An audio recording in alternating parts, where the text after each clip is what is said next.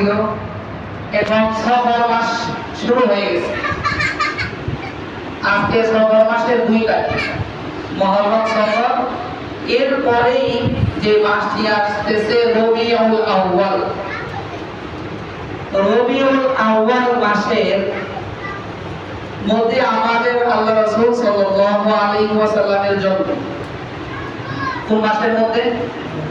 রবিউল আউয়াল মাসের মধ্যে জন্ম। 12 তারিখের ব্যাপারে আমরা বলি যে আল্লাহ রাসূলের জন্ম 12 তারিখে। তো 12 তারিখের ব্যাপারে মুহাদ্দিসিনগণ ইখতিলাফ করছেন। কেউ বলছে 12 তারিখ, কেউ 8 তারিখ, কেউ আবার বলছে 11 তারিখ। একটু মতভেদ হয়ে গেছে, কিন্তু আল্লাহ রাসূলের যে মৃত্যু 12 রবিউল আউয়াল, এই ব্যাপারে কোনো ইখতিলাফ নেই। এই ব্যাপারে কোনো ইখতিলাফ নাই যে আল্লাহ রাসূল সাল্লাল্লাহু আলাইহি ওয়াসাল্লামের মৃত্যু 12 রবিউল আউয়ালে। এখন সফর মাস চলতেছে, সামনে আসতেছে রবিউল আউয়াল মাস। আর যেই মাসটা অতিবাহিত হয়ে গেছে ওইটা হচ্ছে মুহররম মাস। কি মাস? মুহররম মাস। আরবি মাস কয়টি? সর্বদা থেকে আরবি মাস কয়টি? 12টি। আরবি মাস কয়টি? 12টি। আল্লাহ তাআলা বলেছেন ইন্না ইদ্দাতাশ শুহুরি ইনদাল্লাহি আশারা শাহর। আল্লাহ তাআলার কাছে গণনার জন্য 12টি মাস আছে। এর মধ্যে প্রথম মাস মুহররম মাস। আর এই মুহররম মাস সম্বন্ধে আলোচনা করেছি। মুহররম মাসের মধ্যে আল্লাহ তাআলা বিভিন্ন ঘটনা পৃথিবীর বুকে ঘটিয়েছেন। আর এই ঘটনাগুলি আমাকে স্মরণ রাখতে হবে।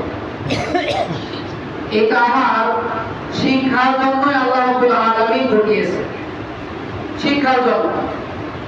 দেখেন কোরআনে আল্লাহ রাব্বুল আলামিন বিভিন্ন ঘটনা নিয়ে আসছে। কি জন্য নিয়ে আসছে? এটা শিক্ষা দেওয়ার জন্য। আমরা আমাদের বাচ্চাদেরকে বিভিন্ন ঘটনা শোনাই যে বাবা এই দেখো অমুক জায়গায় সে গেছে, সে একটা বিপদে পড়ছে, সে মারা গেছে, আহত হয়েছে, ওইখানে কিন্তু যাইবা না, তাকে নসিহত করতেছে। তো আল্লাহ রাব্বুল আলামিন উম্মতদেরকে আল্লাহ রাসূলের মাধ্যমে জানিয়ে দিয়েছে যে আমার বান্দারা জেনে রাখো, তুমি ওই কাজ তোমার করা যাবে না, ওই দিকে তোমার যাওয়া যাবে না। তুমি যদি যাও তাহলে তোমার এই বিপদ হবে। তুমি এই পথে চলো, এই পথে চললে তোমার এই ফায়দা হবে। আল্লাহ তাআলা এটা আমাদের নবীর মাধ্যমে জানিয়ে দিয়েছে। তো নবীদের ঘটনা আল্লাহ তাআলা কোরআন শরীফের মধ্যে নিয়ে আসছেন এটা শিক্ষা নেওয়ার জন্য, যে তুমি শিক্ষা নাও। এইভাবে চললে তুমি কামিয়াব হবে, এইভাবে চললে তুমি না কামিয়াব হবে। এই শিক্ষা নেওয়ার জন্য। আর এই মুহররম মাস যেটা অতিবাহিত হয়ে গেছে, এই মুহররম মাসের মধ্যে আল্লাহ তাআলা হযরত আদম আলাইহিস সালাতু ওয়াস সালামের তওবা কবুল করেছেন। কি করেছেন? তওবা কবুল করেছেন।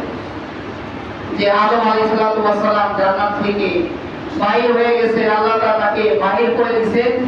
দুনিয়ার রূপে আসছেন। আমাদের সৃষ্টির যে শুভলগ্ন শুরু হয়েছে, আদম আলাইহিস সালাতু ওয়াস সালাম ওই জান্নাত থেকে দুনিয়াতে আসার মাধ্যমে। তো আদম আলাইহিস সালাম কি করেছিলেন, কি জন্য তাকে জান্নাত থেকে বাইর হতে হইল, এইটা আমরা জানার চেষ্টা করতে হবে। আজকে আমরা ইনশাআল্লাহ জানব।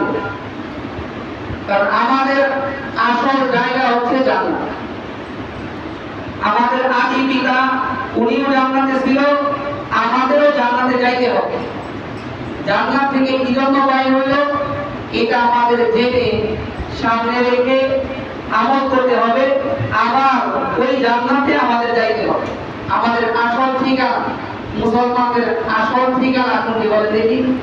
মুসলমানের আসল ঠিকানা হচ্ছে জান্নাত। তো আদম আলাইহিস সালামকে আল্লাহ রাব্বুল আলামিন কিভাবে সৃষ্টি করলেন গত জুমার মধ্যে আলোচনা করেছি।